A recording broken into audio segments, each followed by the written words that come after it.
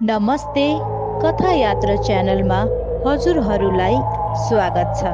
आजको कथा सत्य घटनामा आधारित छ। आउनुस् कथा सुरु गरौँ। केही दिन अगाडिकै कुरा हो। मेरो साथी दीपक आफ्नो साथीलाई भेटेर फर्किँदै थियो, तर ऊ फर्किने बाटो अलिक सुनसान थियो। बस्ती सकिनै लागेको थियो।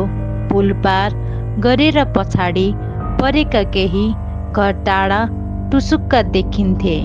म एक्लै करिब आधा घन्टा जति जङ्गलको बाटो पार गर्नुपर्ने थियो। अँध्यारो पाक्लिँदै गयो। जङ्गल सुरु हुँदै गर्दा सबैभन्दा पहिले आउँछ मुसलमानहरूको पुरानो मसान घाट। हामी बाल्यकालमा त्यसलाई भूत नाच्ने डाँडो पनि भन्थ्यौँ।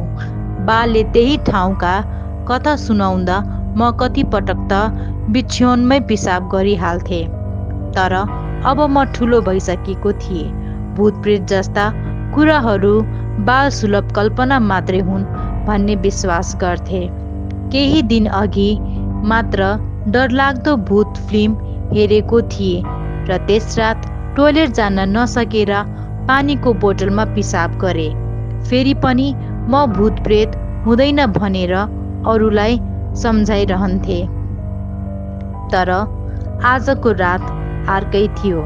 मसान घाट पार गरे, जङ्गल बाक्लिँदै गयो।